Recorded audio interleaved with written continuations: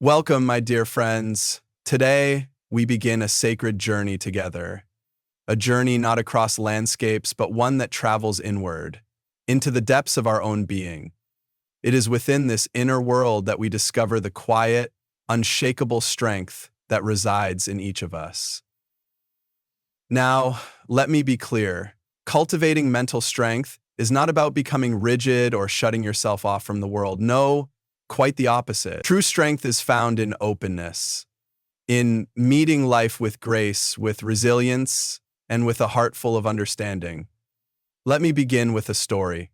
Many years ago, when I first stepped onto the path of monkhood, even the most basic practices challenged me.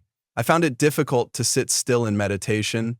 My mind would wander endlessly, thoughts raced like wild horses, and doubt crept in like a slow, persistent fog. I remember wondering often, am I truly cut out for this life? One day, as I wrestled with these thoughts, my teacher gently said to me, "A river carves its path through the mountain, not with force, but through quiet, steady persistence."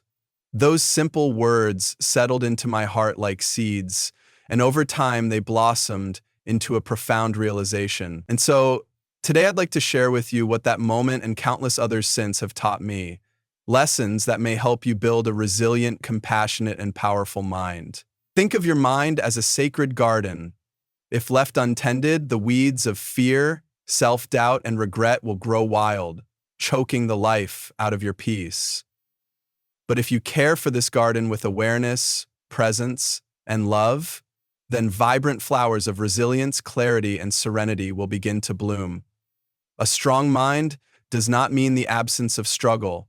It means the ability to endure it, to rise through it, and to learn from it. So ask yourself, what are the weeds in the garden of your mind? Are they whispers of failure, shadows of regret, fears that hold you back from your truth? Naming them is the first act of power. It is the first step toward reclaiming your inner landscape. In the early stages of my monastic life, I often felt overwhelmed. The path of silence, simplicity, and solitude can be beautiful, but it also demands much. Whenever I faltered, my teacher would remind me, the strongest tree in the forest is not the one sheltered from the wind, but the one that has stood firm where the storms blow hardest. Our greatest challenges are not obstacles meant to destroy us. They are sacred opportunities to root deeper, to grow stronger.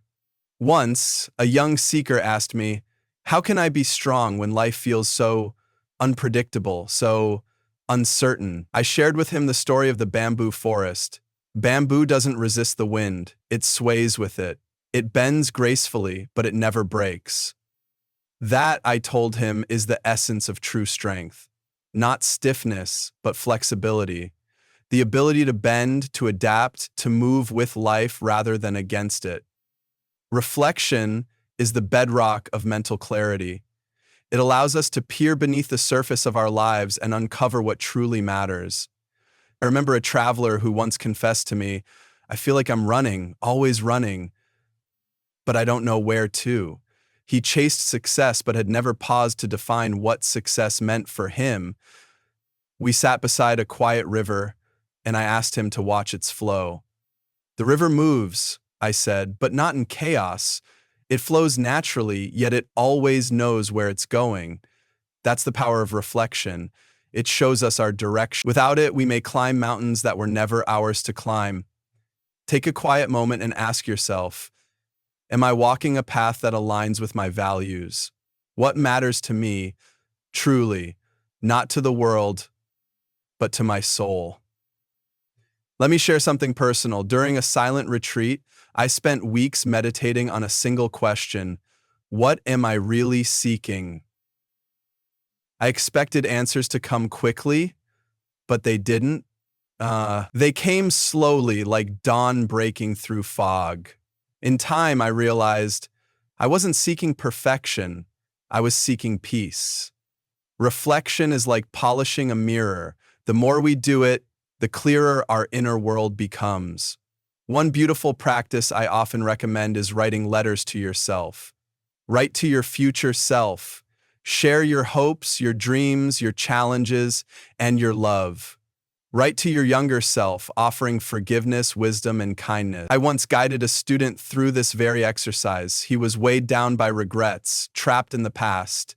After writing to his younger self, he cried, but those tears were not of sorrow, they were of release, of healing.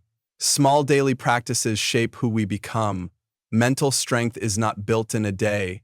It is woven, thread by thread, through simple habits. Each morning, I begin with gratitude. I reflect on 3 things, however small, that I am thankful for. This small ritual shifts my mind from what is missing to what is already present.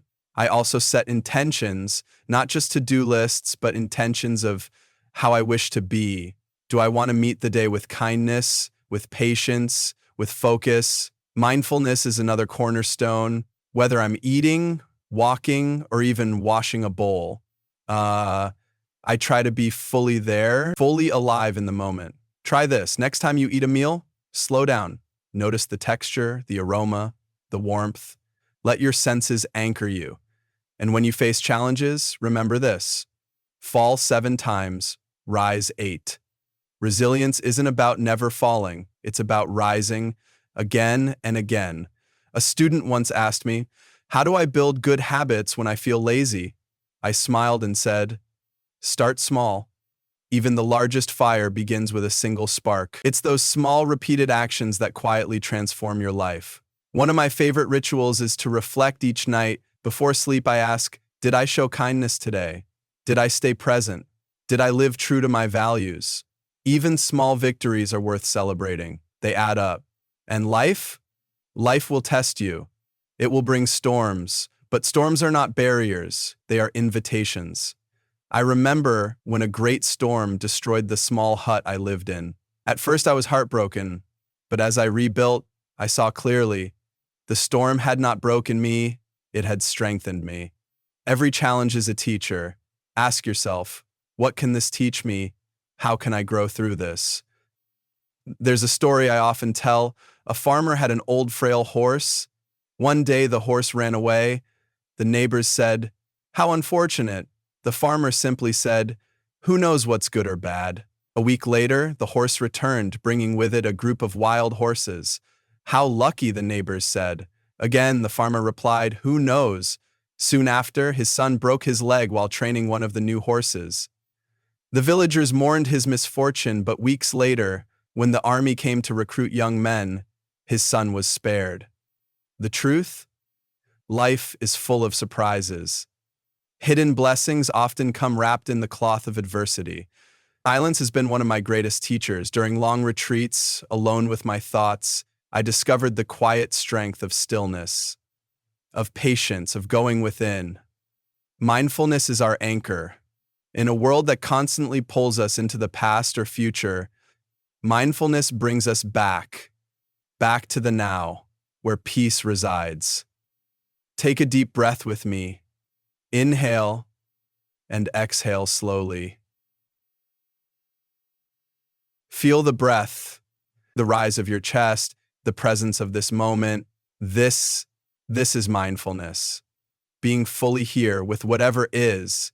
Practice it while eating, while walking, even while doing something as simple as folding clothes. Another simple practice, observation. Spend 5 minutes a day simply watching a tree, a flower, the sky. Notice the textures, the light, the stillness. In that stillness, you'll find peace. One of the greatest truths I have come to understand is this. Everything changes. Nothing in life is fixed. Not our joy and not our sorrow. Winter always gives way to spring. Whatever you are going through, know that it will pass. Trust the rhythm of life. Each season has its purpose. There's an old Buddhist tale about a king who asked for a ring that would make him wise. The sages engraved it with the words, "This too shall pass." A few words, but they carry the weight of timeless wisdom. I leave you with one final image. A monk spent years carving a magnificent sculpture from a single block of stone. When asked why he devoted so much time to something that could one day crumble, he replied, "Because creating it has already fulfilled me." This is the gift of impermanence. It reminds us to treasure the process, not just the result. Even watching leaves fall in autumn, I am reminded. Letting go is part of the dance of life. So, my friends, remember this. Building mental strength is not a race. It is a lifelong unfolding. Be gentle with yourself. Honor your progress, however small. If these words have touched your heart, I invite you to subscribe and join our community, a space for strength, mindfulness, and shared growth. Share this message with someone who might need a light in their darkness. And above all, remember, the strength you seek is already within you. You don't need to create it, you only need to uncover it. Thank you for being here. May your path be filled with peace, resilience, and quiet joy.